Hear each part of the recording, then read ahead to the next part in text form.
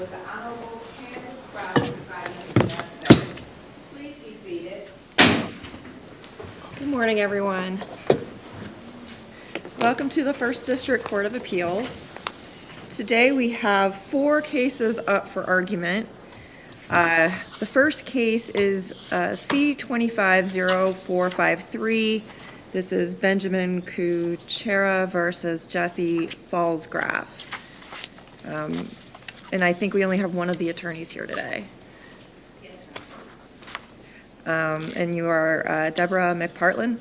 Yes, ma'am. Okay, I'm going to call the rest of the cases, but you can go ahead and come up to the, since you're first, you can come on up. And we don't have Mr. Kuchera. I guess he was pro se and he did not file a brief here. Correct.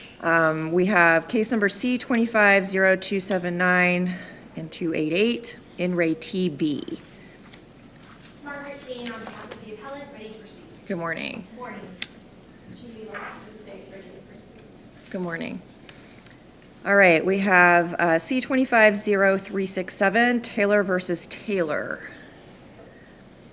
Morning, Your Honor. Bryce Yoder on behalf of the appellee, ready to proceed. Okay, Morning, Your Honor. Thomas Maloney, on behalf of the appellant, ready to proceed also.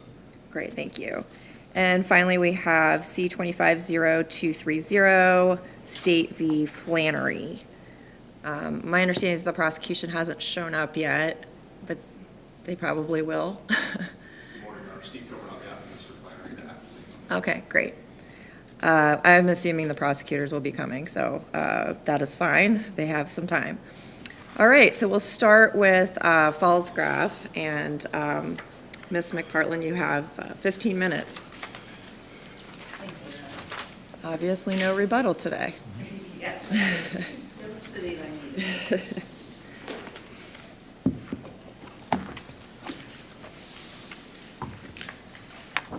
Is there anything in particular I need to do? Well, I'm going to start your time as soon as you start speaking, and I think it's going to be up there, so you should hopefully see how much time you have. Perfect, thank you. Okay. May it please the court, your honors, good morning. I'm Deborah McPartlin, 0082623 of Wagner and Block, representing appellant and mother Jesse Falsgraf. Thank you for your time this morning, and thank you for allowing this matter to go forward on the regular docket after my misinterpretation of the word limit for the brief, so I very much appreciate that. Of importance, I previously represented Ms. Falsgraf at the trial court level, but I was not her trial court attorney in the instant matter. I was re-retained for the objections and in the appeal. After my initial review of the trial court decision and facts in this matter concerned me that not only the trial court had abused its discretion in various and multiple ways, which led to irreparable harm to this family, but it also created inconsistent case law and bad precedent for every family, especially ones unfortunate enough in this state to experience domestic abuse. When this matter started, the parties had been divorced for less than 2.5 years. Mother was still protected under a 5-year DVCPO, wherein father was the respondent and the perpetrator, and which had protected all 5 of their minor children at one point in time. Mother was and is also the only parent who continues to have a relationship with the parties' 2 older adult children.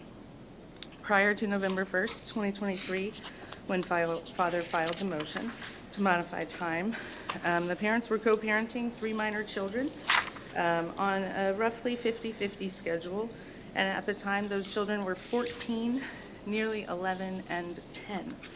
The 14-year-old was a freshman at Walnut Hills High School, the 11-year-old in the 7th grade, and the 10-year-old was just a 4th grader. As we stand here today, the children are now 16, 13, and 12. The 16-year-old is a junior at Walnut Hills, the 13-year-old a freshman at Walnut Hills, and their 12-year-old is now in the 6th grade. The DVCPO expired in March of 2024. In March of 2025, the same court issued an order decreasing her parenting time, finding that established domestic violence and a history of abuse was not relevant nor even applicable.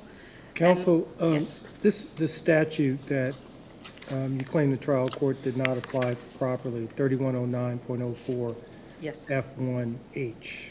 Yes. It has specific crimes that are enumerated within that statute, is that right? Correct, Your Honor. Is there anything in the record that says that the father in this case was convicted or pled guilty to any of those specific crimes that are listed in the statute? There is nothing that would indicate that he was convicted or pled guilty because they were not charged as a criminal matter, but the abused child definition under 2151-031 does indicate that the children as being named under the CPO with a 5-year protection order and the magistrate in the trial court finding that father had abused the children would qualify that child as an abused child and would qualify his actions as one that this court should have deemed to be at least relevant to consider. Is this FH1 or 1H? 1H, I believe, yes. Because because F2 does not apply, right? I would argue F2 does apply. So This it seems trial court- to just refer to shared parenting. Under Edelstein v. Edelstein, which this one of our esteemed judges did in fact author, it does state that F2 has to be considered in parental visitation cases, which this would qualify as. So I would argue that F1 and F2 both applied, and under F2, the standard for domestic abuse is a bit more broad. It does just simply say any history of domestic abuse and domestic violence, I think F2E.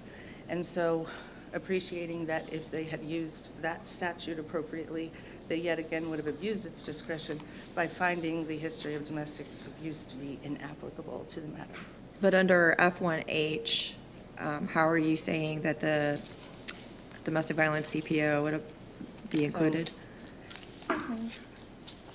Under F1H, it states at the end, and whether there is reason to believe that either parent has acted in a manner resulting in a child being an abused child or a neglected child. It is at the very end of F1H, which had the trial court also cited to the entire section of that statute.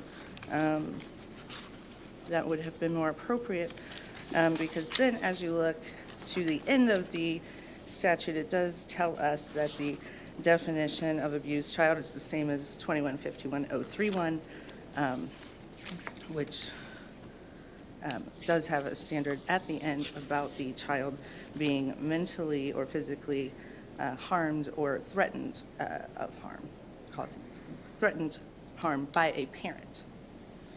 Which is what happened in this case, that the court did find these children to be abused children at the hands of father. So in addition to finding that the established domestic violence and the history of abuse was not relevant nor applicable in the case, the court also largely denied mother's motions for contempt, and then has now required, just a year after the 5-year DVCPO expired, now requires a direct interaction between mother and father to exchange medication. It cannot be overstated, at least from mother's perspective, how far off the mark this decision was.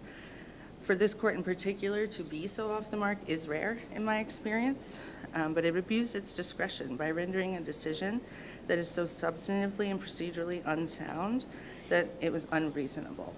Blakemore is a case that we always cite in defense, and it tells us that the term abuse of discretion connotes more than an error of law or judgment and implies that the court's attitude is unreasonable, arbitrary, or unconscionable. The court erred as a matter of law by failing to consider or appropriately weigh all of the necessary statutory factors under F1. It failed and erred as a matter of law by not considering F2 in any way. It failed as a matter of law by not considering 310573B in the attorney fees request. It was arbitrary in the assignment of the reasonableness of fees. And it failed and erred as a matter of law by not applying the rules of superintendence as it relates to the GAL fees. As your honors realize, this is a very complicated case. That being said, most family law cases are. As a family law practitioner with nearly 20 years of experience, I'll tell you what I tell our clients. We are state constitutional lawyers. Nearly every discussed right regarding child custody, nearly everything in these statutes is written in a way that is not black and white. It is very gray. And it's gray because, in my opinion, the ever-evolving definition of what a family is. While Ohio is not a parents' rights state, mother does have specific rights that are guaranteed to her, whether constitutionally or they're afforded to her in the shared parenting plan. Those rights are set forth in the shared parenting plan, and the code dictates that in order to change that shared parenting plan, you must perform the best interest test in order to make that change. In either instance, the decisions of the lower court beg the question of whether mother's constitutional rights were ever considered throughout this process. Mother provided hundreds of pages of records for the court to review. Father provided one piece of paper. Mother presented expert witness testimony from the child's then treating mental health professionals, all of whom said that mother was not a threat to the child's safety. The court appeared to disregard it, giving more weight instead to the guardian ad litem, who did not meet with the child until several months after the hospitalization that triggered and prompted the motion, and that ultimately led to the court decreasing mother's time so severely. Can you help me with the GAL? My understanding here is that the GAL was attempting to foster the relationship between the child and mother.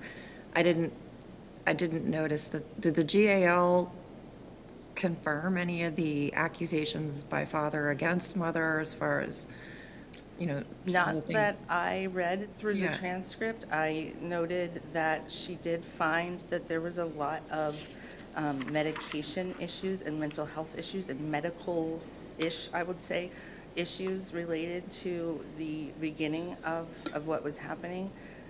Medication issues, did she lay blame on a parent for the medication issues? She did not put any blame on a parent, but if the court were to have read through Exhibit O, which is a very big exhibit, it's our family wizard messages between the parents, what the court could have noted was that mother was bringing up these concerns of potential self-harm to father months in advance of father's motion. She had already had the child on a safety plan, and she was working with the child's doctor to increase the dosage of his Prozac and his ADHD medication. What is your major problem with the GAL and the GAL's? I don't necessarily have a major problem with the Okay. GAO. I have a problem with how the fees were handled. But as far as the GAL is concerned, it sounded to me like she was trying to foster a relationship between mother and son, and what the court found, whether you agree or disagree, the court found that father wasn't the problem here. It was the son didn't want to be with the mother.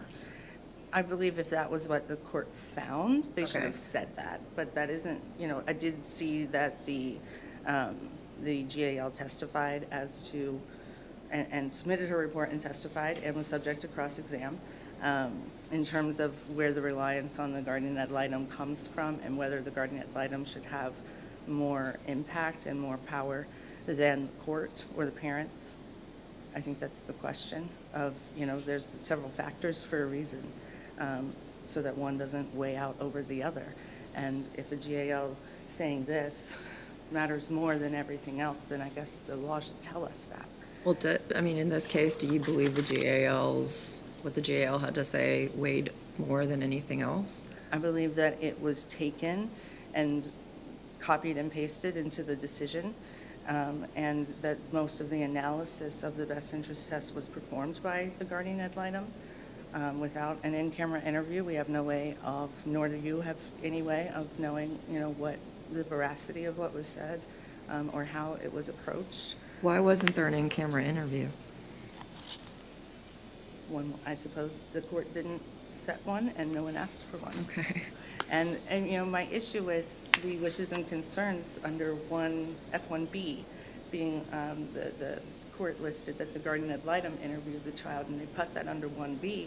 But 1B very specifically says that you can only consider the wishes and concerns of the child if you interviewed the child. And so the court did not interview the child, but they did use that time to tell us what the GAL told.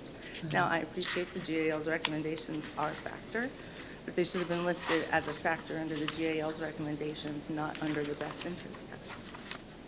Okay.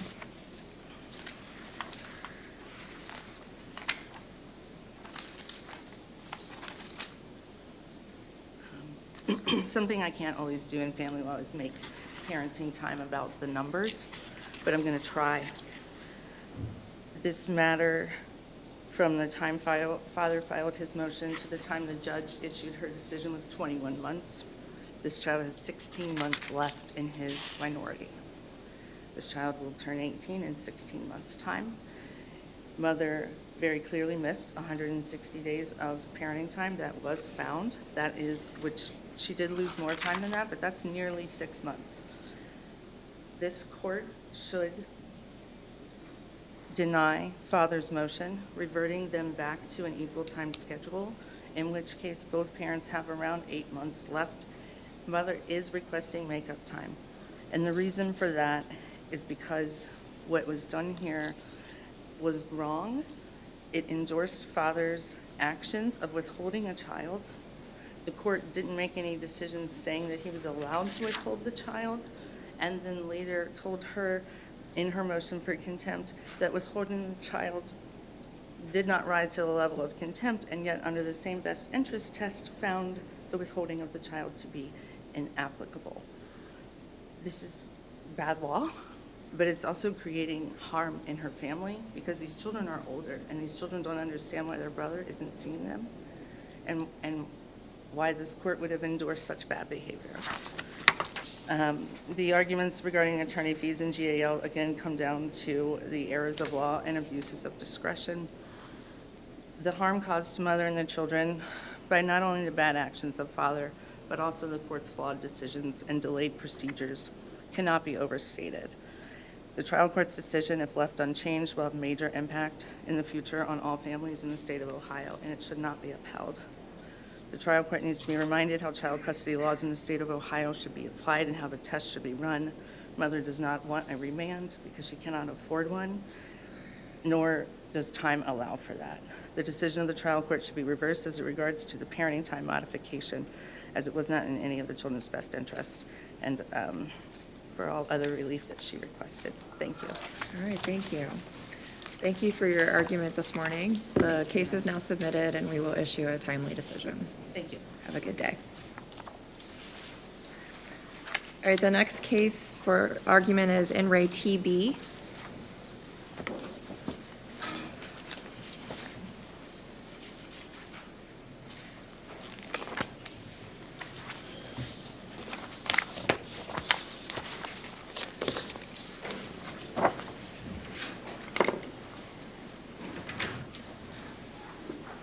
Ms. King, would you like to set some, or reserve some rebuttal time?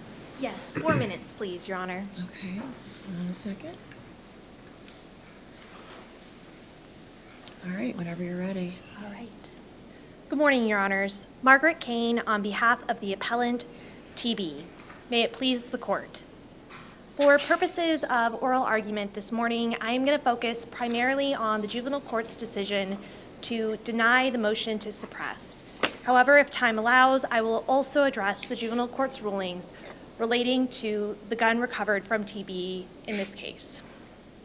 Where a trial court's decision on a motion to suppress rests primarily on the testimony of an officer that is inconsistent with video evidence, an appellate court is not required to defer to the credibility determinations and factual findings that arise based on the reliance on that officer's testimony. Which officer are you talking about? So in this case, I'm actually talking about two different officers.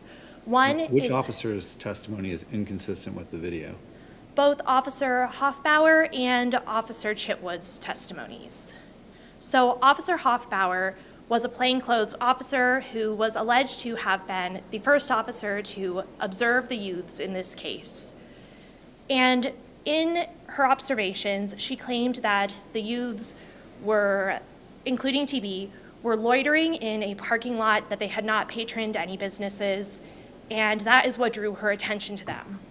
That is contradicted by the video that starts a couple minutes after her alleged observations, where you see that the youths are holding bags of food from a local establishment and had Well, clearly... do we know how long the first officer actually observed them in the parking lot?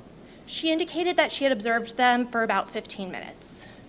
So we don't know when in time they ordered from the fish place. Correct. Or So presumably, it could have been before 15 minutes. presumably, it could have been before. So 15 minutes could be loitering. So, 15 minutes of standing in a parking lot while holding food from an establishment is potentially something that could be considered as loitering, though I would say that it runs contrary to this officer's position that they had no business in the area, was sort of the implication. But the other way in which her testimony is contradicted by the video evidence was her claim that in TB's waistband, she was able to see a bulge. However, the video shows, and Officer Hoffbauer ultimately also confirmed, that TB was wearing a long, baggy sweatshirt that came down to his mid-thigh. His waistband was not at all visible, and her claim that he had engaged in furtive movements, though we don't have video from her observations of him in the parking lot, we do have video a few minutes later when he's in front of a community center. And Officer Chitwood admitted that on his body-worn camera capturing this interaction, TB did not engage in any kind of furtive movement. He wasn't blading his body. He was calm. And so the inference that we can draw from that is that similarly, while standing in a parking lot, particularly when he was unaware that he was being observed, he likely also didn't engage in any kind of furtive movement at that time. But we don't have any video of what Officer Hoffbauer saw at that time, right? That's correct. So Unfortunately, she could have witnessed, he turned a particular way that caused the sweatshirt to go up against the gun, causing the bulge. We don't know whether she actually saw that or not. so hypothetically, that's possible. However, I think that the officer would have spoken with more clarity about her observations if that had been the case. She spoke very generally about what furtive movements are, and there wasn't a lot of clarity on what specifically she observed TB do that made her think that he might have a gun. Well, it was the bulge, right?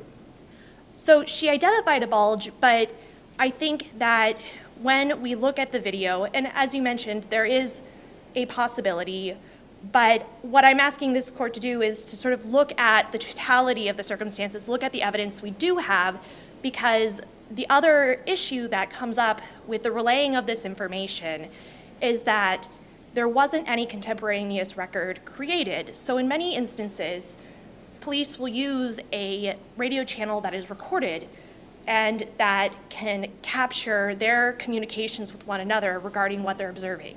But In this case, that didn't happen. But would the bulge in the waistband, just described in that level of simplicity, be enough to put the officers who arrived at the scene on notice of a potential risk?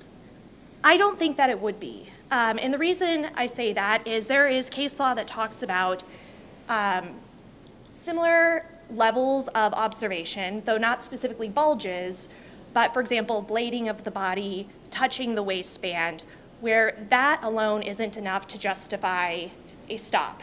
Now, in this case, Officer Hoffbauer testified that she then saw these youths cross the street over to the community center, and that's when she called in uniformed officers. The jaywalking allegation is suspect for two reasons. One is that Officer Hoffbauer's testimony about it seems to shift a little. Initially, she indicates that they crossed 10 to 12 feet away from the marked crosswalk. Thereafter, she seems to suggest that maybe they were in the crosswalk, but they didn't have the light. When TB is stopped and Officer Chitwood comes in, and he's the uniformed officer that's called in, he indicates, hey, why am I being stopped? I used the crosswalk. So can I ask a question, though, because, the state, and I know that they argued this in the brief, and they're going to get up and say that, typically we have to defer to a trial court's credibility finding. Which I'm just trying to ask, how do you interpret the trial court's order in this case? Do you believe that the trial judge found Officer Hoffbauer's testimony about not just the jaywalking, but the bulge that she saw in TB's waistband to be credible? It's unclear what her finding was regarding the bulge in the waistband from Officer Hoffbauer. She seems to accept the proposition that there was jaywalking that occurred, and from there, she then relies heavily on the body-worn camera video of Officer Chitwood. So she And credits Officer Hoffbauer's testimony regarding the jaywalking.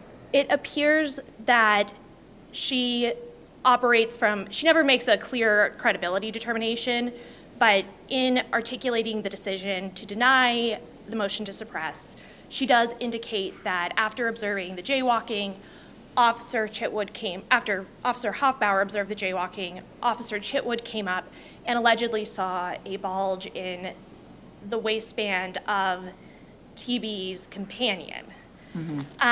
But with regard to the bulge on TB that Officer Hoffbauer testified to, do you interpret the judge's order in finding the fact as accrediting that testimony? I do not. Okay. And so what do we do if we can't tell if the judge credited that testimony? If you cannot tell if the judge credited that testimony, then I think you look to the rest of the evidence. So you shift from, so let's say we accept that there was jaywalking and it's unclear about the bulge. Then I think you look to the rest of what happened and determine whether or not when Officer Chitwood approached the youths, there was enough to support a Terry frisk. And Do we have to, as an appellate court then, if there was no credibility finding below, as you're suggesting, make a credibility finding about Officer Hoffbauer's testimony in order to decide this case? I think that is appropriate, yes. I mean, do we have to do that in order to decide this case? I think that there's a way around it in that I think with Officer Hoffbauer, even if she had observed a bulge, that wouldn't be enough to support a stop or a frisk. There would need to be something more, some additional indicia that these youths were armed and dangerous to support a Terry frisk. Did she And so- testify of just a bulge, or did she say a bulge consistent with a firearm? She said a bulge consistent with a firearm. And she also said furtive movements. She did say furtive movements, but it was unclear from her testimony what exactly she meant specific to TB with the furtive movement. And I think that when we shift to what the juvenile court found, which was really focusing on Officer Chitwood's testimony and the body-worn camera, that when he approached the youths, TB's companion had a firearm that was visible from his waistband, that particular testimony is contradicted by the body-worn camera video, especially when you look at it frame by frame. What is contradicted? That the co-defendant had the? Correct. So the part of what the juvenile court found was that because there was a firearm visible on the co-defendant, that justified police then doing a pat-down of all the other youths who were with him. You would agree that the bulge seems very much more apparent on the co-defendant? No, I wouldn't. I understand what the judge might have been seeing that made her think that. However, in the reply brief, I included frame-by-frame screenshots that help show that, one, the bulge that I think the court had been indicating was actually the outline of a cell phone, and that the firearm, notwithstanding the officer's testimony on the co-defendant, was actually tucked fully beneath the co-defendant's underclothing and was not visible as the officer had testified. And I'm sorry, Counselor Dunn, I want to kind of wind the clock back a bit. When Officer Chitwood came up on this group of youths, he had been told by Officer Hoffbauer that two of the youths, including TB, had what appeared to be a gun in their waistband. Is that correct? that is what's alleged, yes. Okay, so when Officer Chitwood comes up on this group, he has been told that two of them, including TB, may have a gun, correct? That is what was purportedly relayed, yes. And wouldn't that give Officer Chitwood sufficient reasonable suspicion to conduct the Terry search for his own safety? So I think it depends on the veracity we give to that claim. And so and I know that I'm out of time, so I'll try to wrap this up. One of the issues is that if Officer Hoffbauer genuinely believed that a firearm was on these youths, why not call in uniformed officers to come to the parking lot where she was observing them for 15 minutes? Well, Clearly, what she observed wasn't enough to support a Terry frisk, a Terry stop at that time. So then waits until these youths cross the street and then purports that they committed a pedestrian violation. And so I think that when we're trying to analyze whether or not the Terry frisk was reasonable, if we're looking, even if you believe her testimony, it seems that Officer Hoffbauer already knew she didn't observe enough to justify the stop and frisk. She had to wait until she purportedly saw another violation and then call in the officers to conduct a stop and frisk. And so I think that then you have to look and see what Officer Chitwood observed and whether or not those observations were enough to justify a finding that this youth was armed and dangerous. But the conduct of the youths when they were stopped were not suggestive of that at all. They were calm, they were compliant, there was no bulge that was visible. And so all of those things taken together, I think, compel a determination that there wasn't, even if there was reasonable suspicion or probable cause to stop for jaywalking, there wasn't enough to support the Terry frisk. And so for that reason, we are asking that this court reverse the juvenile court's decision to deny suppression. Thank you, Your Honors. Good morning, Your Honors, Counsel. If you boil down the defense's arguments, for you to reverse the judge's finding on the motion to suppress, you would have to find that Officer Hoffbauer's testimony was not credible, that it was unreliable. The implication in the brief is that she lied about what she saw. Do you think that the trial judge, that we can interpret her order as finding Officer Hoffbauer's testimony about the bulge that she observed on TVs and the waistband as being credible? Yes. And how, like, what do we look at in her order to help us to, infer that the judge found her testimony credible on the firearm piece? In her order? Mm-hmm. Or what she said? Because my understanding from appellant is that the judge found the jaywalking testimony to be credible from Officer Hoffbauer, but didn't make any finding on the firearm testimony that she observed. You've got page 135 to 137, where the judge discussed it.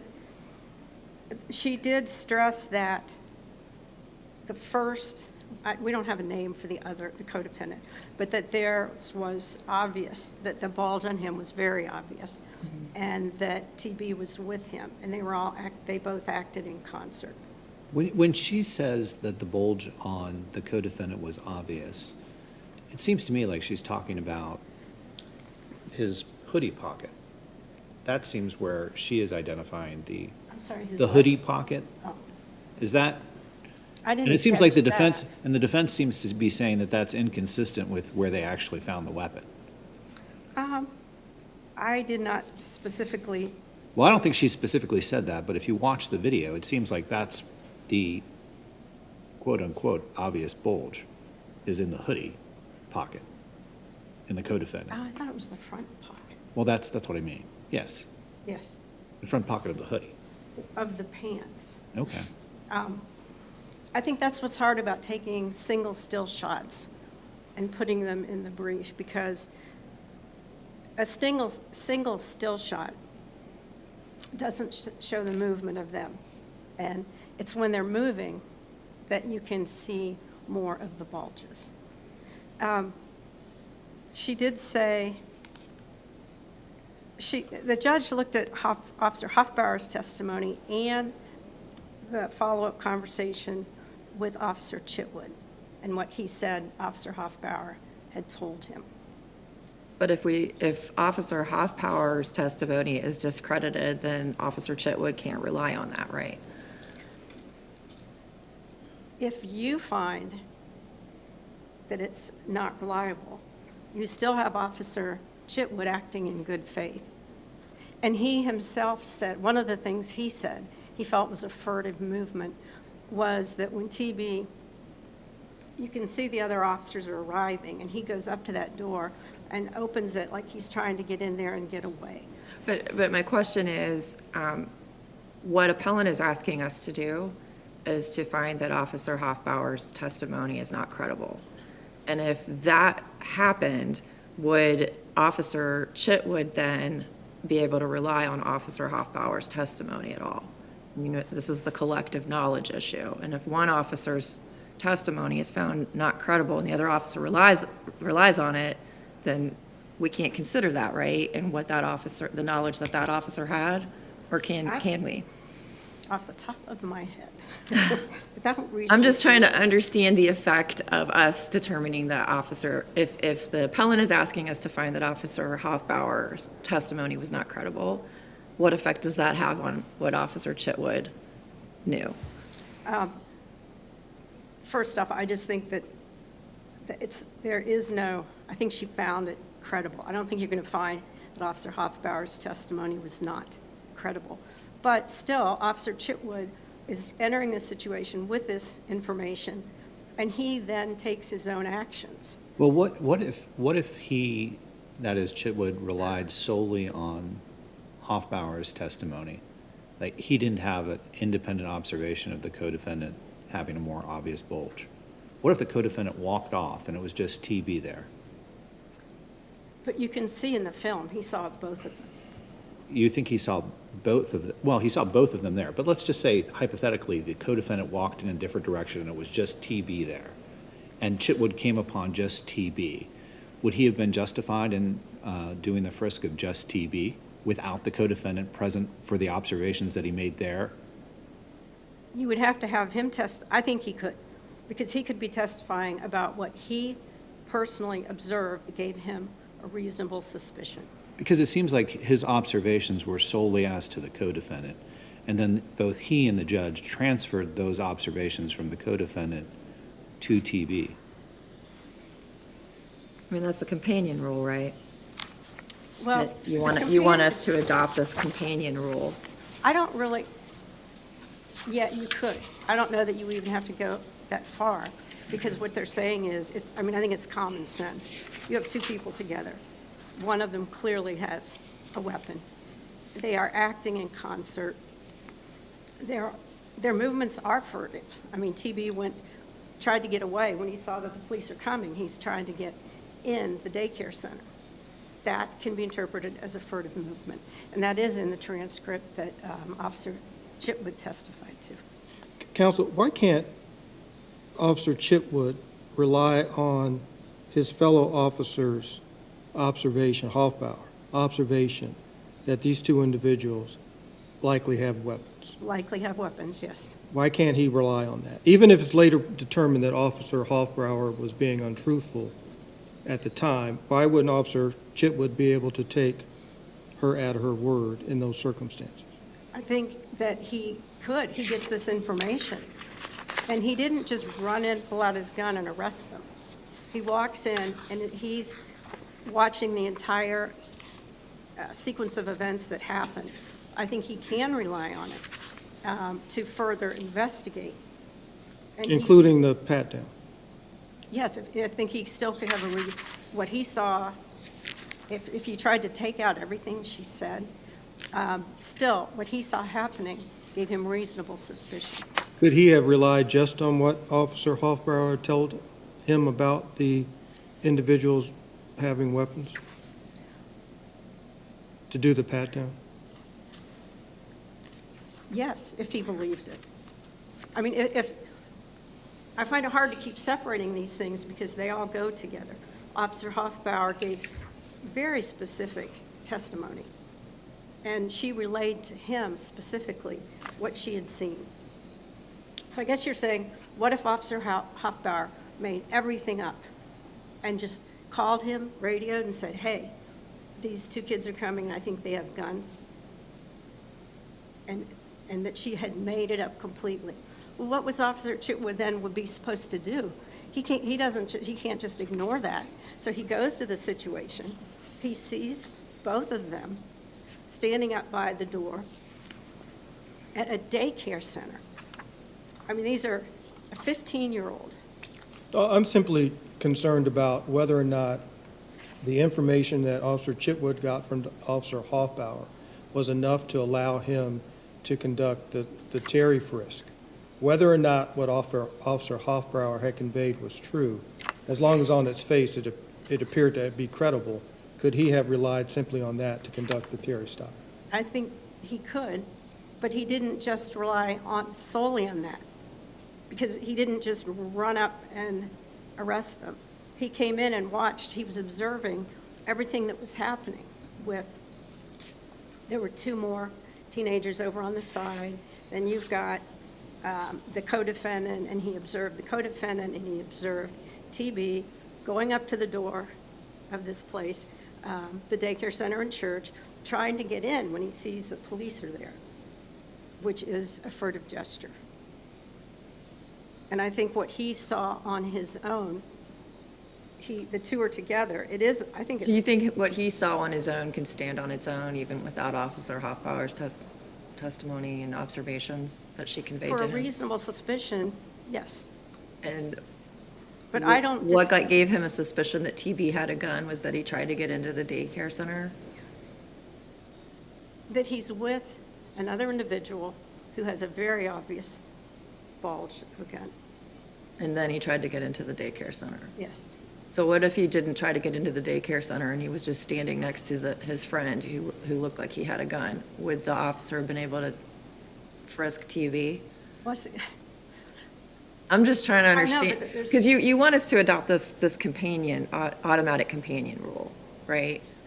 That's in your brief. It's in, yes. And But I don't so even I'm know that just- you need to adopt that as a specific, with a rule. To me, it's common sense that when you see the two people acting in concert, which is what he saw. Well, that kind of sounds exactly like the automatic companion rule. It seems like a common sense rule. Like, I'm sure that the police would like that as a common sense rule. Like, if you see one person with a gun, you get to frisk the other person too. That seems like common sense that almost any officer would like to be empowered with. Well, I think it also depends on the circumstances. In all of the cases I read on the companion rule, it was not as if you have one person with a gun and is a companion and has someone near him that is doing absolutely nothing, not interacting. But in most of these, Well, that was my question, though.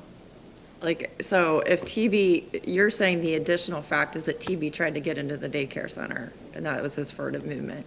If he had just been standing there not doing that, are you saying that he would not have been able to be frisked legally? no, I think he would be able to be frisked. Why? Because they frisked the other kids also, beginning, it all goes back to Hoffbauer, yes. But with the movements of TB and the other defendant, and they see the police, and so they're like trying to inch up to get in this place even more. Well, I want to go back to this trying to get into the daycare. I think the video, as I watched it, saw him signaling somebody to come open the door because it was locked. Is that what you Well, saw? you can see the door open. No, but they signaled someone because the door initially was locked, someone opened it, and then he asked for the pastor to come out, an adult. Yes. And I didn't see him moving to try to get inside. He asked for an adult to come in because they were having this encounter with the police. I'm not sure I understand how that's furtive. Can you help Well, explain that? As the officer came up to the situation, the officer comes up because he's obviously, Officer Hoffbauer had radioed. And as he walks up, he's seeing these juveniles walking around, going up to the door, trying to open it. And from what he knew at that time, that appeared to be a furtive gesture. Okay. I mean, I think you will find Officer Hoffbauer's testimony reliable and credible. One of the cases on the automatic companion rule, excuse me, one of their points was that could the other person, the one person is armed, and I think they were saying that the other person could turn around and be shooting the police officer, even if you're only concentrating on the first person. And they went into a discussion about that and about why it would be very prudent to also pat down the other person for the officer's safety. And you've got the safety of the other people around also in this case. There were a lot of people milling around. You potentially have children in the daycare center and the church. Is it unreasonable for a child to ask for adult assistance when they encounter the police? I think you'd have to judge each on its own. From what the officer was seeing is a person he's told that is armed and that was loitering in another business, in front of another business, for at least 15 minutes, and then jaywalked. And then they go right up and act like they're trying to get in the building, which would be perceived as getting away from the police. And if they are armed, I think at that point, the police has to step in. No, my question was from the perspective of the youth. Is it unreasonable for youth to try to seek adult intervention if they are being approached by the police? I think it all depends on context. Well, in this context.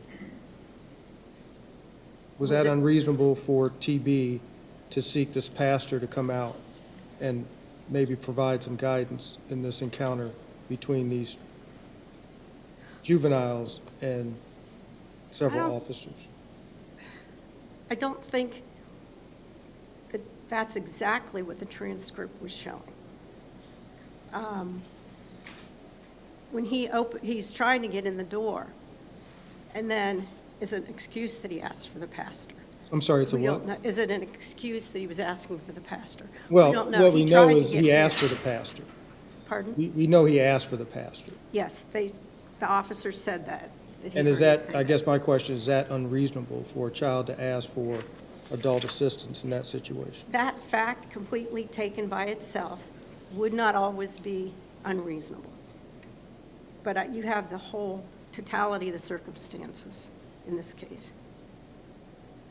I just wanted to ask you a quick question. I know you're out of time. You had mentioned that you think that we would find Officer Hoffbauer's testimony credible. And that's assuming that we have to make that credibility finding in the first instance, as appellant is suggesting.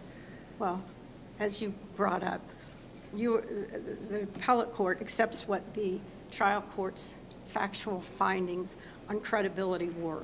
Okay, I was trying to, because you had said something about how we would find her testimony credible. Oh, And I guess I'm asking, like, appellant is asking for us to make that finding in the first instance. yes. And in looking at the video, I understand that the video evidence is not of what she saw when she said she saw it. But if you look at what TB was wearing with the oversized sweatshirt that went very far down close to his knees, how would we find her testimony credible that she saw a gun in his waistband based on what he was wearing? Because she watched them, both of the juveniles, for at least 15 minutes, moving around in that parking lot, talking. There were two other ones. They're moving around.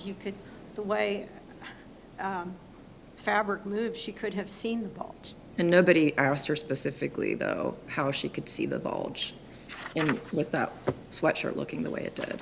No. She was not asked that question. No, and the defense, because it was their motion to suppress, they were the ones to question Officer Chitwood, and they did not go into detail on that in those questions. Okay. But then, the appellate court has to look at whether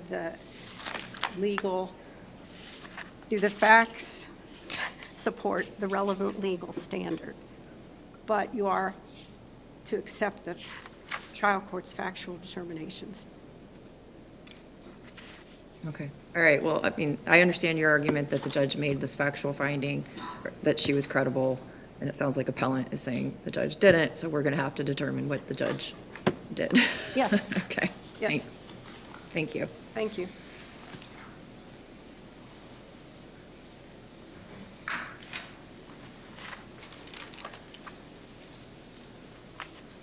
Ms. Kane, I let you both go over your time, so I'll give you 3 minutes for rebuttal. Okay, thank you, Your Honor. I just want to start with a couple of questions that were asked. One dealing with the fellow officer rule, which I believe you had asked Judge Moore. And where there is an officer who conveys information to another officer, the other officer is able to rely on that information to make decisions about what to do. However, when you as a court are considering whether or not those actions were reasonable, you have to look to the reliability of the officer who gave the information. And so it's not about good faith of the individual who executed the stop, but about whether or not the observations of the officer who provided that information was reliable and would support a stop and frisk. And that was established in In re MP and JC, both decided by this court. Regarding the companion rule was originally developed in the Ninth Circuit. It was in dicta, but was adopted by 2 courts of appeals here in Ohio. However, the cases in which it was adopted were highly distinguishable from this case. Those were cases where there was an ongoing criminal investigation. In one of the cases, there was probable cause to arrest, and both individuals were on their way to a stolen car and were exiting a house that police knew was associated with drug offenses.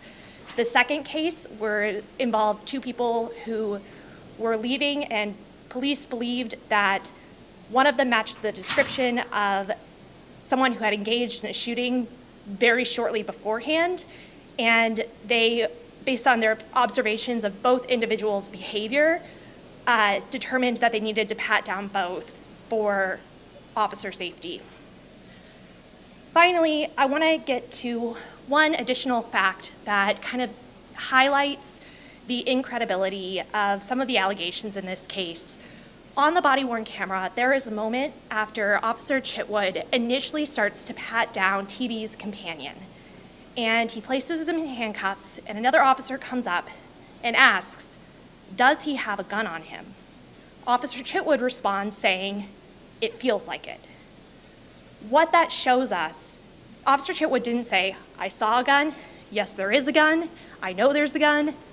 He says, it feels like it. And then the other officer has to continue patting him down to pull out the firearm. For TB, it took a while for officers to even discover where the gun was. It was tucked under underwear, basketball shorts, and jeans close to his thigh, is what Officer Chitwood described. So this idea that there was an unnatural bulge is simply not supported by the video or by the testimony of the officers. I know I'm out of time. I'm sorry, can I ask one question? Is there anything in the record that would have put Officer Chitwood on notice that what he had been told by Officer Hoffbauer was not worthy of belief? No. Thank you. All right, All right, thank you. Thank you. We just ask for a reversal of the motion to suppress denial. Thank you both for your arguments this morning. Thank you. The case is now submitted, and we will issue a timely decision.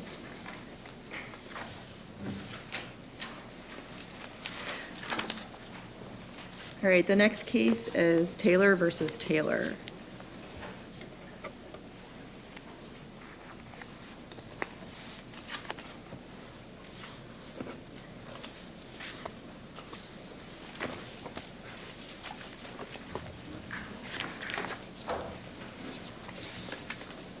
Mr. Maloney, would you like to reserve some rebuttal time? I would, excuse me, I would, Your Honor. 3 minutes. 3 minutes, okay. I'm in. Whenever you're ready. Good morning, Your Honors.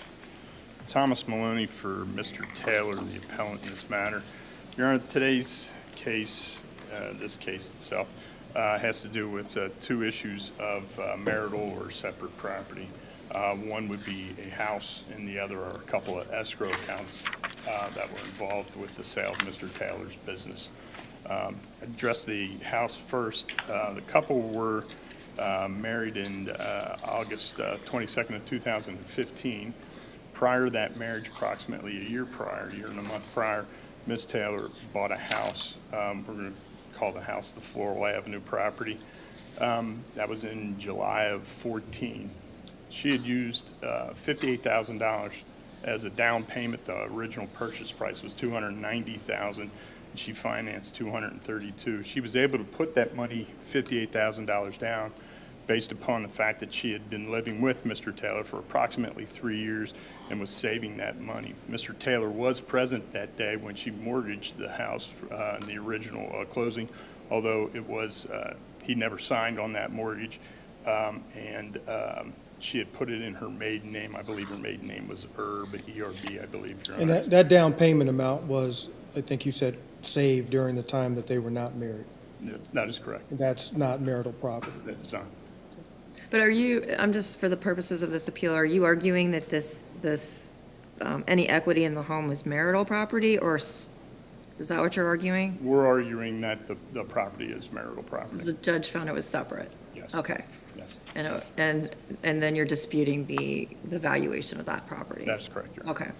Okay. So you're saying that it's factually inconsistent with their prior, kind of like the fact that the wife was saving the money in part because of the pre-existing relationship prior to the, That's our belief, that's how she came up with the $58,000 for the down payment. That being said, the property had been, after almost a year, the house was refinanced. Mr. Taylor was present again at that refinancing. They were married at this time, approximately a year, 8 months, something along those lines. It was in March 9th of 16. It was refinanced for $215,700. Like I said, he was there. I believe both incomes were used to help procure the loan. In December of 17. Was there any testimony about why he didn't, at the time of the refinancing, get his name on it, like, put his name on it? Not to my knowledge, Your Honor. All right. In 17, they obtained a HELOC for $73,000. The reason the plaintiff stated in the brief was that the HELOC was to be a safety net because his income was unavailable to them. Mr. Taylor states that that's incorrect, and according to his testimony, he was earning approximately between $150,000 and $175,000 per year, and he was consistently working. He also attended the closing to that HELOC. He did sign some paperwork to that, but I believe that was for his dower rights. Counsel, my understanding is that the separate property does not become marital property unless and until it's untraceable. That is correct. At what point did this house become untraceable and why? Well, we believe it became untraceable after the HELOC as the house was being refinanced, approximately, twice now. Once in 16 and then once again in 17. There is case law out that says if it was refinanced twice, that has been commingled and it becomes marital property. The section of the ORC involved here is 3105-171. It says the commingling, 6B, A6B, I'm sorry, Your Honor. The commingling of separate property with other property of any type does not destroy that identity of the separate property, and as you mentioned, Your Honor, except when the property is not traceable. We don't believe there was any testimony given that lends to believe that the property was traceable. They do quote Bosnihov, I believe, if I may be butchering that name though. In their proof, it says that, or in their brief, quoting Smith, that the party seeking to have a particular asset classified as separate property has the burden of proof by the preponderance of evidence to trace the asset to separate property, and that includes the appreciation of any separate property or the value of any separate property. There's no evidence of tracing ever presented, no tracing that was ever done. The mortgages were paid through a joint account that was held by both Mr. and Mrs. Taylor. Mr. Taylor significantly contributed money to the mortgage expense, and the household expenses were also jointly shared. Well, he's entitled to a mortgage reduction. He was. As a result of that. The court did say. So, and my understanding is that there was actually no or very little money taken out of the HELOC. I believe there was $25,000 the day of, and then it was replaced the following day, is what the And- testimony was, I believe, Your Honor. And so I'm trying to understand why that the value of the house then therefore would not be traceable. Why it wasn't traceable? Because the funds were then commingled. He was paying money through on the first mortgage, well, actually, the second mortgage he was paying, and actually, he had been paying on the first mortgage too, and they had made significant contributions and pay downs from the first mortgage when they refinanced in Which allows him the 16. mortgage reduction. Right, right. But in terms of like contributing to the increase in value of the house, doing major repairs, there was no evidence of anything like that. No major repairs were done, Okay. right. But once again, then it was refinanced, and they'd made significant contributions to bring that mortgage down. The HELOC loan was in contemplations of doing some major repairs, but I don't believe those repairs were ever done, and the testimony stands to say that that was not the case, too. I know in the brief, the appellees have made an issue of title to the property. The title, having your name titled on the property doesn't state whether that, doesn't make the property marital or separate.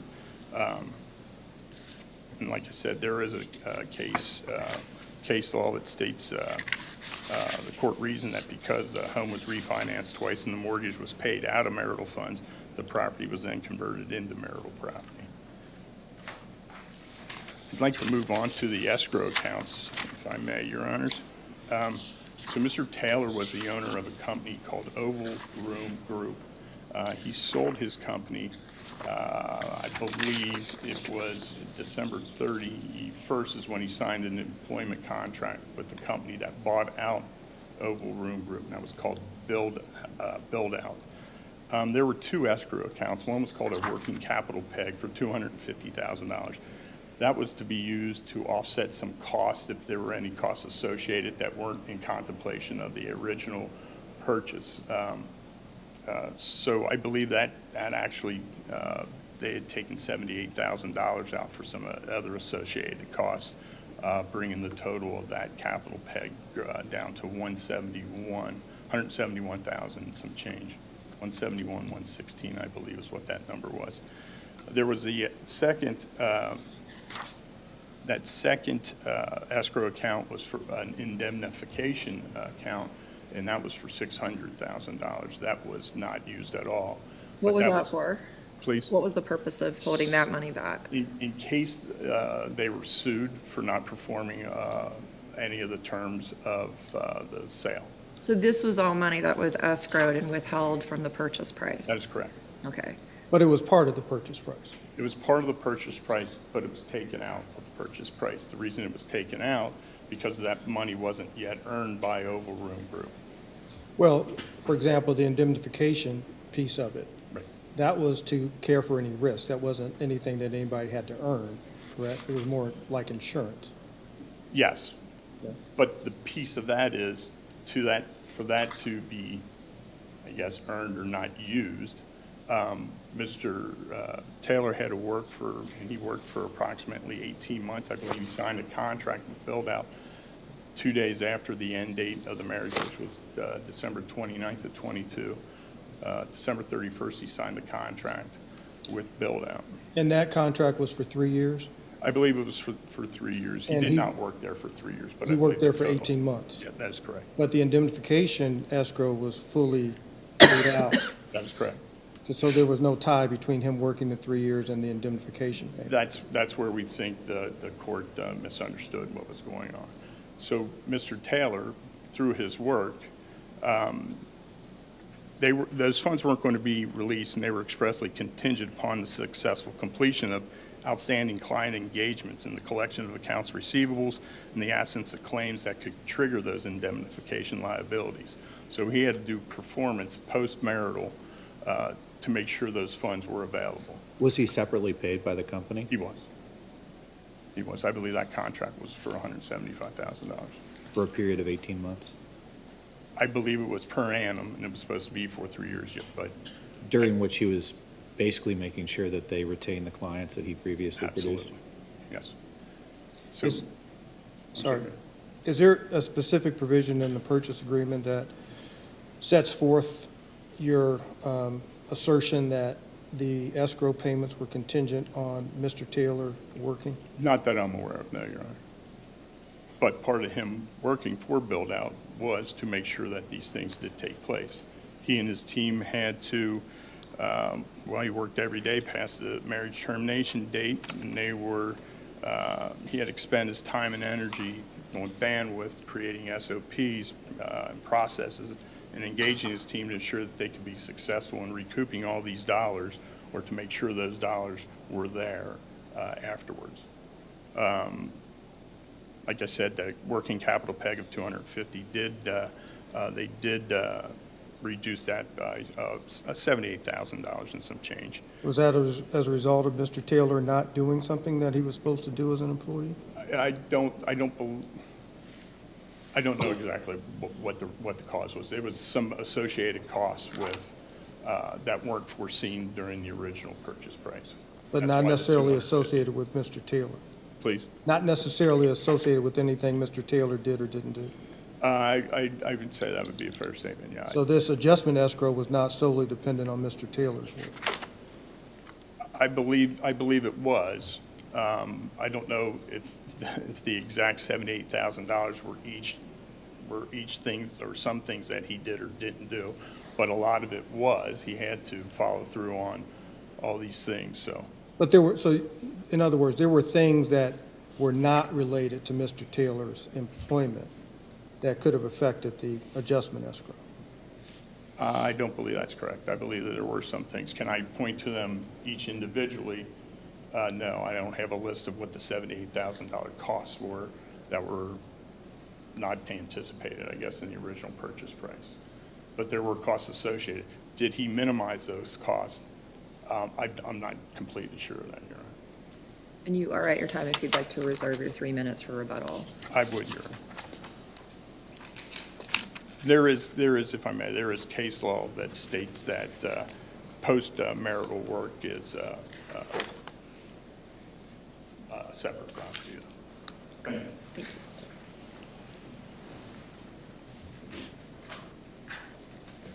Good morning, Your Honors. Bryce Yoder on behalf of the appellee. May it please the court. The appellant challenges two decisions of the trial court classifying the two assets we were talking about, and that determination is subject to a manifest weight of the evidence standard of review. So the question for this court is whether the trial court so clearly lost its way and created such a miscarriage of judgment that justice that the decision must be reversed. That's set forth in this court's decision, Carter v. Carter, 2024, Ohio 1046. And the answer is no.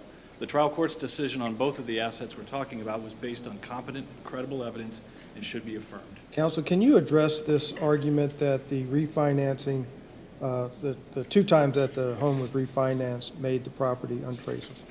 Yes, I don't believe it did anything to make it untraceable. First off, the original mortgage was solely in Ms. Taylor's name, and then on the refinanced mortgage, it also remains solely in her name. Mr. Taylor signed simply to release dower. Then when they took out the home equity line, they took it out, it was never used, the testimony is fully paid back the next day. And so the mortgage always remained solely in her name. Yes, it was paid down through marital property, but as in the Bozanoff case that the magistrate judge quoted from at length, that, and as you said earlier, Judge Moore, that simply entitles Mr. Taylor to his half of the reduction pay down of the mortgage. Okay, the argument was if the house was refinanced twice, that there's case law to support that makes it untraceable. Are you familiar with those cases? I don't recall seeing that in the appellant's brief, and I'm not familiar with that case law. I think what the magistrate and the trial court both said is that it's only when the commingling makes it to a point that it's untraceable that you suddenly converts it into marital property, not separate, and at no point did it ever become untraceable. In addition, there was no evidence that any of the minor improvements made to the house created any or contributed to the increase in the value of Floral. And so there was an appraiser put on by Ms. Taylor who offered expert testimony as to what the value of Floral was. He opined, and this was done several months after the termination of marriage. He opined that it was worth $430,000, which was an increase of $140,000 over 9 years after the purchase. There was no testimony from the appraiser that any of the repair work or general maintenance the parties had done during the marriage made any contribution to the increase in value. Mr. Taylor did not provide any evidence of an expert himself, nor did he provide any testimony showing that any of the contributions did in fact increase the value of Floral.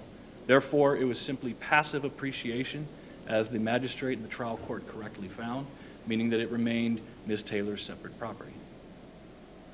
Now, I'd like to talk about the two escrow amounts, and I think it's important here to remember exactly what the assignment of error and issue presented for review is. I'm going to quote from page 7 of their amended initial brief. A trial court errs when the parties stipulate to the start date and end date of the marriage, and the court distributes monies earned after the end date of the marriage.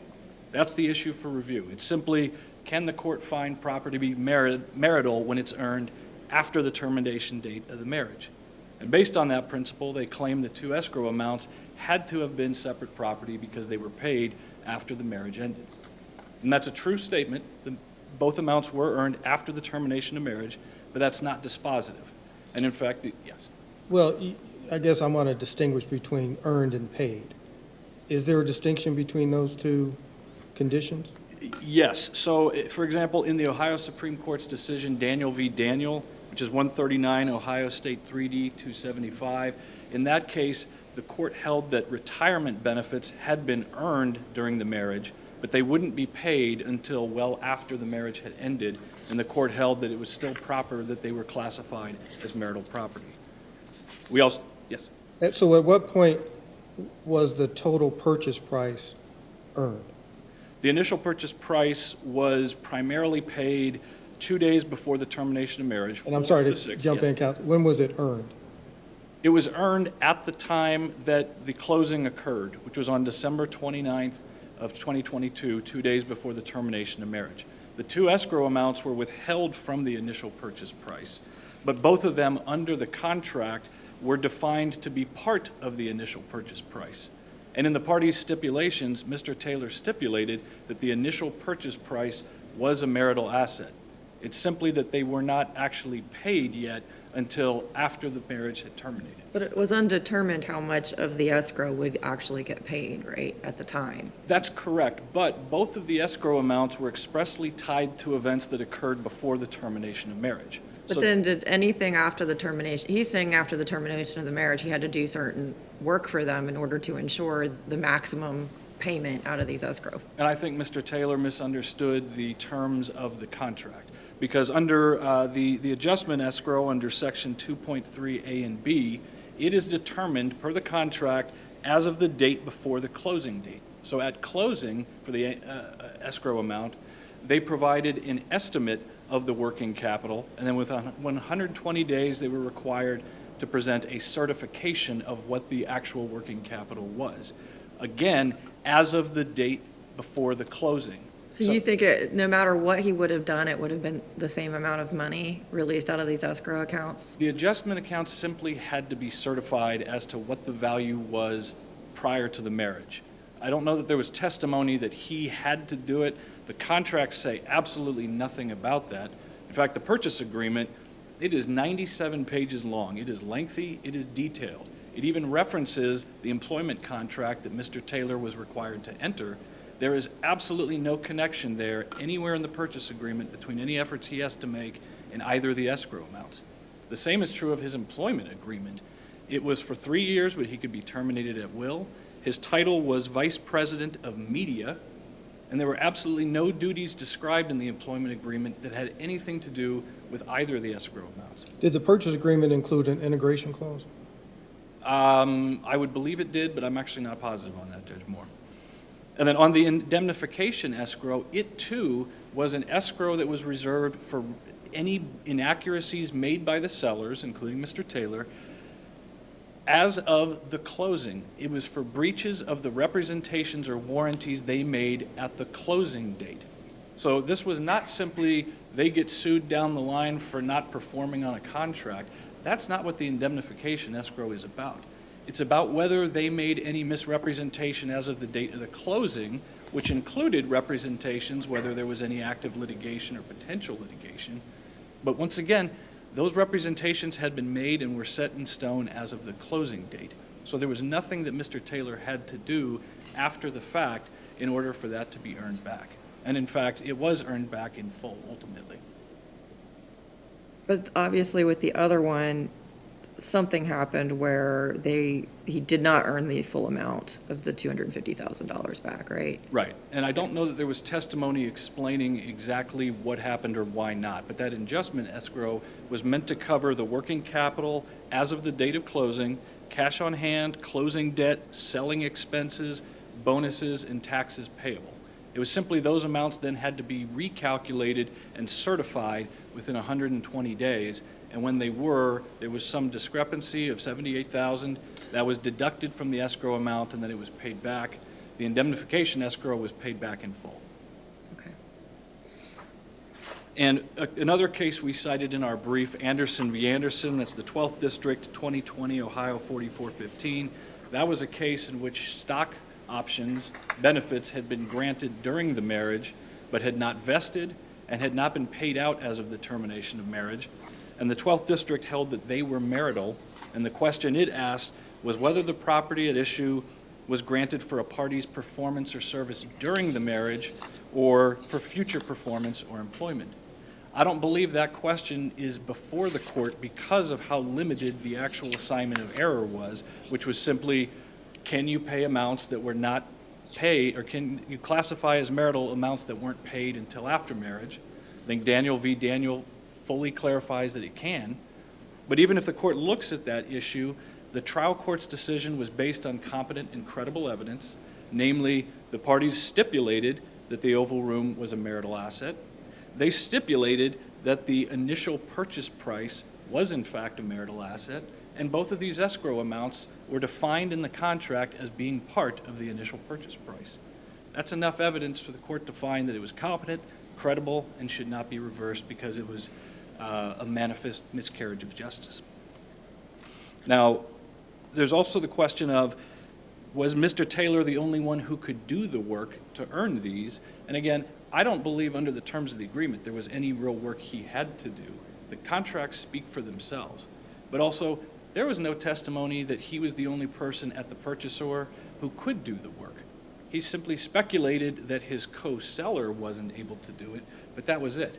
There was no testimony about who was at build-out, what their roles and jobs were, and why they couldn't have done it as well if necessary. If the court has no further questions, then I will yield my time. Okay, thank you. Thank very you. much. Mr. Maloney, you have 3 minutes for rebuttal. Thank you, Your Honor. Counsel is incorrect, Your Honor. The contract does speak for itself, and it's common sense. If Mr. Taylor didn't perform this work, those accounts would not have been closed. They would not have, all this money was basically speculative and not guaranteed.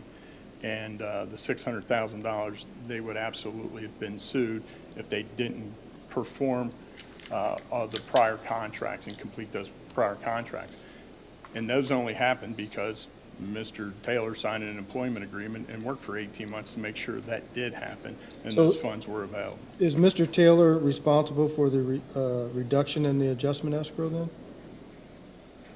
I don't know what you mean by is he responsible? Well, you said that the payments in escrow would only be paid out if Mr. Taylor performed the work under his employment agreement. Correct.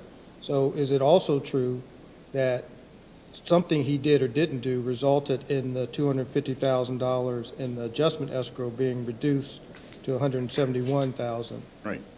In you had previously asked that question, Your Honor. I believe it was, I don't have that breakdown of what that $78,000 was, so I can't say it was specifically because he didn't do something.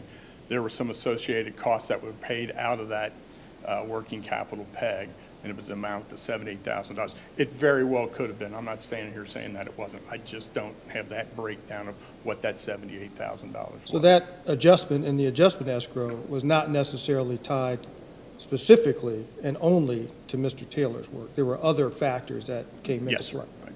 Yes. Did his employment agreement or did the purchase agreement, did they specifically tie either of the escrow accounts to his post-purchase employment? Do they reference each? It wasn't written out explicitly, no. But the point being, him working is how that indemnification escrow remained, because they, obviously, these companies, Overroom Group worked at $2.5 million annually. But and they had- wife didn't get any portion of his post-purchase employment wages or, I think that's what's in question here now. I know she received, I believe it was $988,000 from the original purchase price, which was her half of his half. no, but as to the, like, what he received for working after the purchase agreement, she didn't receive any of that $175,000. No, that was post-marital. That was post-marital. So he got paid He was for paid by- working, Got it. but then he also said, in addition, he had to work in order to get the escrows That's released. Okay. That's right. The case, if the court would like, the case on the house where the home was refinanced twice and mortgage was paid out of marital funds, which converted that, was Overly v. Overly out of the second district. I know there's there's plenty of case law that says work performed during the marriage is marital. I know counsel had quoted Anderson v. Anderson about the 241 restricted stock units that were going to be paid out between 1 and 4 years. That's obvious that that was paid to Mr. Anderson for past work during the marriage. Much like retirement benefits, those retirement benefits were all earned while you're working, and they were working during the marriage. I believe that was Daniel v. Daniel. Well, Ms. Pete. Mullen, you are at your time. Okay, Thank you. you're welcome. Thank you. Thank you both for your arguments this morning. The case is now submitted. We will issue a timely decision.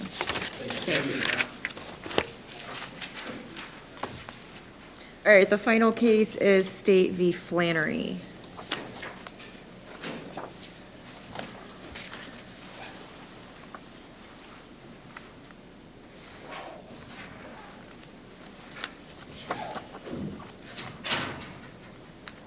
Mr. Springman, would you like to reserve some rebuttal time? Your Honor, just 2 minutes. Just if 2 I may. minutes? Yeah. Thank you, Your Honor. May it please the court. This should be a fairly straightforward case. I recall at the last argument, the court questioned me and asked me if, what if there was a stipulation by the state that it would stipulate that it did not present exculpatory evidence to the grand jury, and that would allow the defense to argue its motion to dismiss. And I recall sort of reluctantly agreeing to that, and then in Flannery 1, the last case, the court did adopt that remedy, which seemed to be fair to all sides, because it allowed the defense to argue its motion to dismiss and make the case that the state did not present any exculpatory evidence to the grand jury, while at the same time it also protected the evidence that was admitted during the grand jury testimony. And that evidence that was admitted was, expert testimony that was culpatory evidence, which is usually what is admitted during a grand jury proceeding. is there any law that says the state has to present exculpatory evidence to a None. grand jury? That's just it, Your Honor. Even in Flannery 1, this court recognized this and said that that's why it came up with the remedy it did. We did not have to disclose exculpatory evidence, and you don't have to during grand jury proceedings. The prosecutor, has some discretion to do it, and they can do it from time to time. But here there was no reason to do it, because this case, as the state said in its discovery order that the defense was well aware of, there was a proceeding in Jobs and Family Services. And in that proceeding, the state said it recognizes that the defense is going to present expert testimony that will counter the state's expert testimony, and that the state would comply with all the discovery rules regarding expert testimony. So we knew right away, if you take that with the fact that the trial court here said that there was only culpatory evidence admitted at the grand jury testimony, what you're getting at is this case is going to move forward as a battle of the experts. And, you know, I mentioned last time some terms, some medical terms, that, you know, this can be a difficult expert case. There's a lot you can cross-examine, at least the defense experts on, because when I was reading through it, I don't know if this birth was by forceps, by vacuum. A lot of hospitals don't use forceps anymore. There are some hospitals that will train their residents on the use of forceps, and then when they go out and to a hospital, that hospital will purchase them, because sometimes it makes the birth a lot easier, prevents a C-section, prevents less complications, but we don't use that today. That's something new.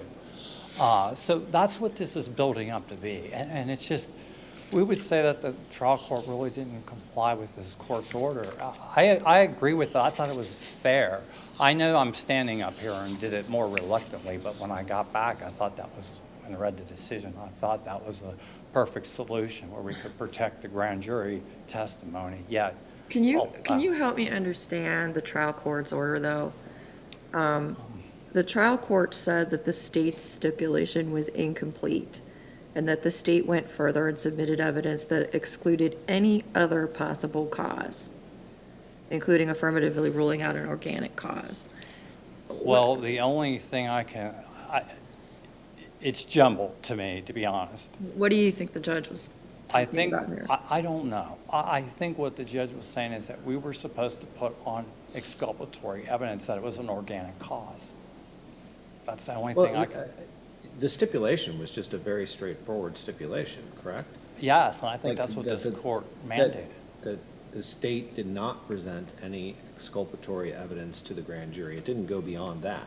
Right, and that's, wasn't supposed to. And that's going to be the issue of the motion to dismiss, right? We're not there yet. In order for them to be able to file their motion to dismiss and argue that the state didn't put on exculpatory evidence and should have, they needed to know whether the state put on any exculpatory evidence. And they got that stipulation, So- that no, we did not.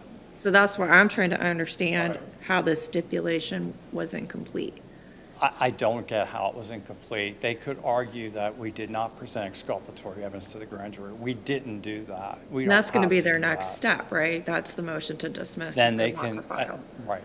Then Okay. at the motion to dismiss, they have their stipulation. They can argue that the state should have submitted exculpatory evidence to the grand jury. So now they can make their motion, their argument that they wanted to make. Okay. So that's what this court allowed in Flannery 1, and we would ask the court to reaffirm that. Other than that, I really don't have anything I can add. Okay. All right, thank you.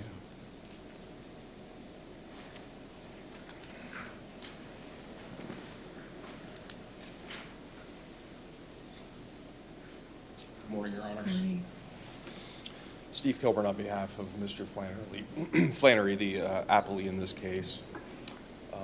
Your Honors, the trial court did not abuse its discretion when it followed this court's very clear direction that it limit the disclosure that it ordered and that it balanced Mr. Flannery's need for the grand jury transcript testimony against that of the state's interest, which I have argued throughout these proceedings is none. So that is the sole question. Well, I just want to ask, just so that I'm understanding, you all plan to file a motion to dismiss.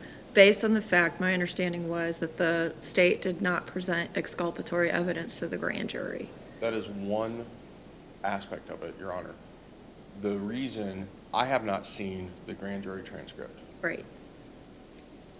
The trial court agrees with me that there's something in addition to withholding exculpatory evidence intentionally, and I want to be very clear about what that was. The state knew that these identical allegations, the allegations that provide the basis for this indictment, those were presented to the Hamilton County Juvenile Court, prior to him being indicted, alleging the exact same egregious conduct. That court found there was no probable cause. There were experts testifying who offered alternative reasonable medical explanations for the child's injuries. So what is your other argument going to be? There's one is the state failed to present exculpatory information, and you're certainly allowed to litigate that. I think there's an uphill battle there with the case law now, but who knows what you're going to argue? I mean, that's your prerogative. What is the second issue? You said there was more than that. Yes. What are you going to say? The state presented false evidence to the grand jurors. A grand jury must be comprised of unbiased. So is that juries. what you think that when the judge said the state went further and submitted evidence that excluded any other possible cause, are you saying that she's saying the state presented misinformation? Exactly. The state went too far, and not only did it hide evidence from the grand jury that it knew about that was exculpatory, it presented false information saying there is no other alternative, there is no evidence of any external cause. So we, as an appellate court, would have to look at this grand jury testimony that we do have in our record and determine if the court's statement here, which I guess I understand how you can construe that as saying misinformation, if that is in fact the case, right? Because, I mean, we have to do an evaluation of the grand jury testimony now. Well, I mean, if I understand the court's question, It was a terrible question. Because I understand where you're coming from. All you have is the judge's order here. And that gets your antennas up that, oh, wait, maybe they presented false or misinformation to the grand jury, right? You haven't seen the grand jury testimony. correct. All I know is what the trial court has characterized the testimony as following its in-camera review, which is that it went beyond just withholding evidence. It presented evidence that was false, which is that there's no organic cause. There was no, there's no indication that anyone believes there's no alternative medical explanation here. Isn't that just going to be what is actually litigated if the case goes to trial? Well, Like, it's, you will have a whole set of experts who will say, there's a host of other organic causes, and this is not some sort of assault. well, it's, number one, they knew there was an alternative. They knew that medical experts said there was a traumatic birth. This was excessive fluid buildup. He had a seizure. Their own children's hospital had a neurosurgeon who Isn't had- that all just fodder for the trial court, for a jury or for a fact finder? Well, I mean, Judge, you know, frankly, if you know there is contrary evidence that hurts your case, not only do you withhold that evidence, but then you present a false narrative to a grand jury and leading it So to indict. it's that second part, that there's a false narrative. That is a huge problem. And to your So point, if Judge there, Nestor, if there isn't a false narrative, then it is just really a battle of the experts that would go forward. well, I think that going back to your question to the state, during its argument, you asked, is there any Ohio case law that requires the prosecuting attorney to present exculpatory evidence? And there is. Columbus v. Mays makes that very clear, that, and I'll read the quote from that court. What's that out of? It's Columbus v. Mays, Which? Tenth and I- District? 10th District case. Okay. And is that, and that's a grand jury, a disclosure of exculpatory evidence to a grand jury? Yes, Your Honor, and I did cite it in my brief. The court stated, the 10th District says, this court notes that RC 2931.01 imposes no statutory duty upon the prosecutor to present exculpatory evidence to the grand jury. However, in the interest of justice, if the prosecuting party is aware of any substantial evidence negating guilt, he should make it known to the grand jury. That is very clear. Oh, excuse me. He should make it known to the grand jury, at least where it might reasonably be expected to lead the grand jury not to indict, end quote. But that's going to be what you are arguing in your motion to dismiss. Correct. So what we have here, the state already stipulated and told you that they did not present exculpatory evidence. So you have that information, and you can make that argument, Sure. right, in your motion to dismiss. So I'm just trying to understand this additional information that the judge says that you all are entitled to, what that is. You're saying it's misinformation. Correct. It But is well, you don't false know because you haven't seen it, but Well- based on what the judge, the way she described it, you think that they presented not just, it's not just a failure to present exculpatory information, but they presented misinformation, That is precisely, is what you're suspecting because you haven't seen it. it's what I know based on how the trial court described it. I don't know specifically what it said, but it said there is no possibility that this was an organic cause. Okay, and so that's what we have to that's do. false We have to information. look at if the judge appropriately described this testimony. Correct. And Your Honor, with all due respect, I mean, I quite frankly don't know why we are here again. This court made it very clear in its decision that even without the state's stipulation that it intentionally withheld exculpatory evidence, that we, the defendant, established a particularized need. The court then said, however, the trial court's disclosure of the full transcript was overly broad, and it abused its discretion in giving defense the entirety of the transcript. Therefore, this trial court should essentially narrowly tailor the disclosure, limiting it to only portions that are relevant for the defendant to expound upon his due process argument for the motion to dismiss and balance the defendant's need against that of the state's. That is precisely what the trial court did. But at the time, your particularized need was the need to know whether exculpatory evidence was presented. That was And now one- you know this. That was one aspect of it. I made it very clear during the oral argument, too, that we have argued not only was there exculpatory evidence intentionally withheld, but that misinformation, and the court alludes to this in Flannery 1, I'll call it, in case number C-24-0419. The court alludes to the fact that I brought up the point that misinformation was presented to the grand jury. Fabrications, they were presented to the grand jurors. And, you know, And quite just so I'm frankly, understanding what you mean by that, the fact that the state doesn't present your expert testimony or exculpatory evidence, that's one thing. Can you give me what you're thinking of as misinformation? What's the difference between the two? Because, like, I feel like you're saying the failure to present exculpatory evidence is misinformation. sure. What would be the misinformation? Sure.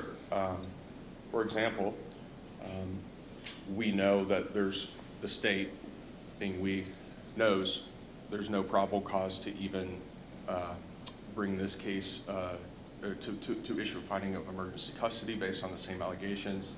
You know, the fact that there's medical testimony that clearly establish this child's condition that led to this injury. But that's the exculpatory evidence. But I'm getting there. Okay. And then you say, we're not going to present that, okay? But what we are going to present is that this is what happened. And by the way, there are no other reasons. There are no other reasons this could have happened. Not likely. There's no possible reasons. This happened. Okay. And so that is a straight up So that would be different Lie. if they said there's no other reasons that this possibly could happen versus they simply put on, I don't know, for example, their own experts, because it sounds like that's what they're going to do at trial, to say, in my expert opinion, this is what I think happened to this child. correct. They told the grand That's jurors- different, right, It's than completely misinformation? Okay. Completely different. The detective, and by the way, this was not even an expert who testified at grand jury. And I know that because the prosecuting attorney at the time told me who testified. It was a detective with the Blue Ash Police Department, and he told the grand jurors, there is no other possible explanation for this. That is a straight up, I mean. And you're if- getting that from the judge's order? No, the prosecuting attorney told me that. Okay. The prosecuting told me. Prosecuting attorney told you the detective testified to the grand jury, there's no other No, no, possible no. reasons? No, I'm sorry. Okay. The prosecuting attorney told me who testified as to, who testified at grand jury. Well, how are you getting the information that that the detective testified there's no other possible reasons? Well, I mean, there's no possible organic cause is how the judge Characterized it. it. So, I mean, again, Your Honor, you know, I can flesh out the argument with greater specificity once I have seen the very limited disclosure that the trial court, consistent with this court's order, And that issued. very limited disclosure order was just for some very limited portion of the grand jury transcript specifically on this issue. Correct. There were a number of lines and 3 pages, which the judge ordered be disclosed. And again, the court makes it clear that the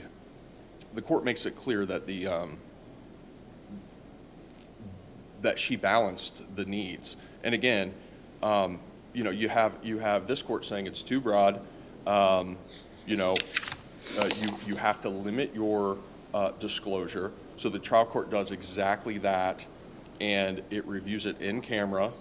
It discloses only a very limited portion this time around, and only to counsel, not to the defendant, just counsel only, and orders that it be done under seal. I don't know what other way this court could have, the trial court could have ensured it did things properly, consistent with this court's direction. It is shocking to me that the state would be willing to concede, to admit it withheld intentionally exculpatory evidence in this case to hide this portion of the grand jury transcript. I mean, that tells you right there something nefarious has occurred. I mean, they're willing to go that far to hide what was presented to the grand jurors. That, I think, should alarm this court, and I think that is precisely why we need this testimony. So, Your Honor, I believe that the court acted reasonably. I do not believe that the state can demonstrate, I believe the court cannot demonstrate necessarily that the trial court abuses discretion, because it did precisely what this court said it should do in issuing this second decision regarding the disclosure. So, thank you, Your Honor. Thank you.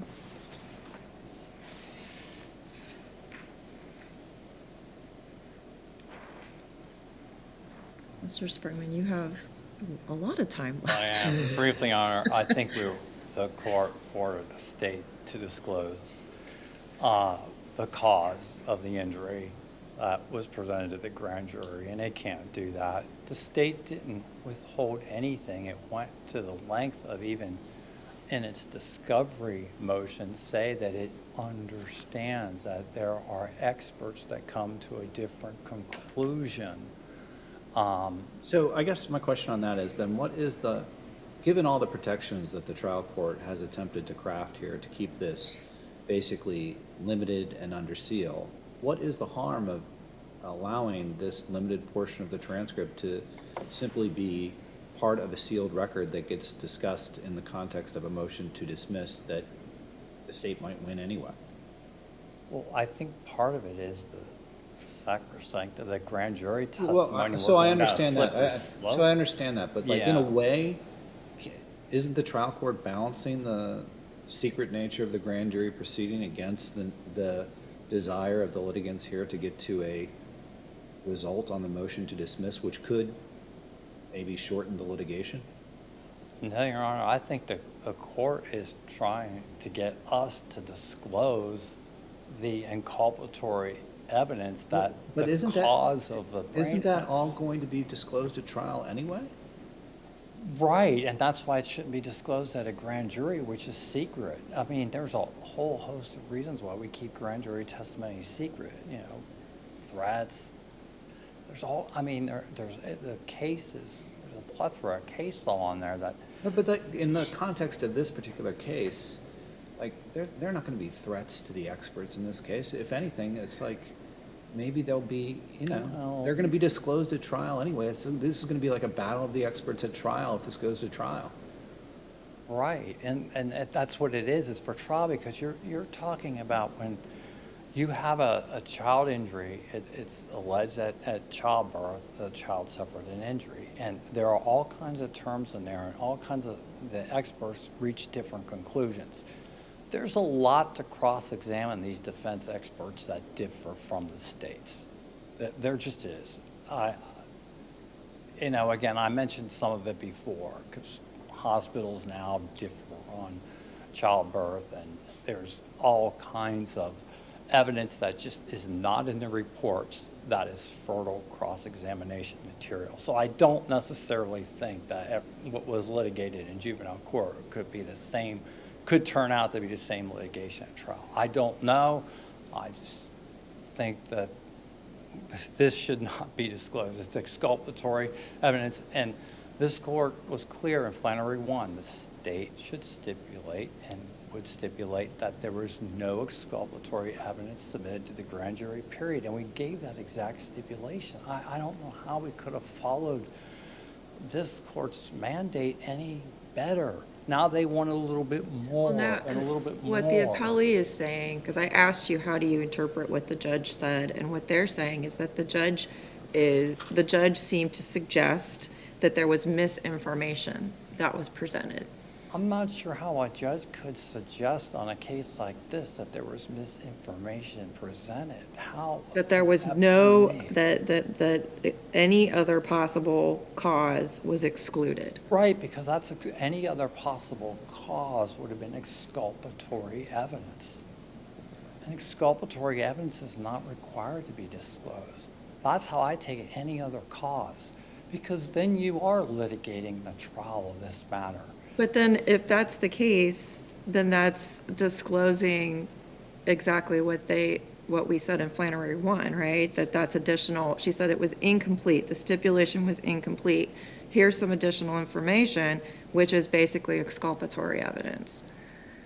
Additional Well, exculpatory I evidence. thought the mandate was that the state was just stipulating not to the particulars of what was in the Just grand that there was jury no testimony. exculpatory Just that evidence there was no whatsoever. because we didn't want So to. you don't look at that as misinformation? No. You look at that as the fact that there was no exculpatory evidence presented? Right, and they have that's what they needed to argue the motion to dismiss. Otherwise, to disclose the cause or disclose any other information, that could be exculpatory. And that's just not disclosable under the law. It just isn't. You really, when you read the reports and you get into the technical language and you look it up about the nature of childbirth and what causes child abuse, there were indications and signs in the reports that I read that any physician, they would know that that's child abuse from the beginning. And then they may work their way back to an organic cause. But there's a lot, I don't know, it requires us all to be experts and to look it up like I did. And I have an advantage of that, but I don't know. It just is not admissible. It's plain and simple. We're going down a slippery slope. We told them no exculpatory evidence was submitted to the grand jury. Plain and simple. They can argue their motion to dismiss. And we complied fully with this court's mandate. Unless the court has any other questions. All right, thank you. All right, thank you. Thank you both for your arguments this morning. The case is submitted. We will issue a timely decision. Have a good rest of your day. All rise. Court of Appeals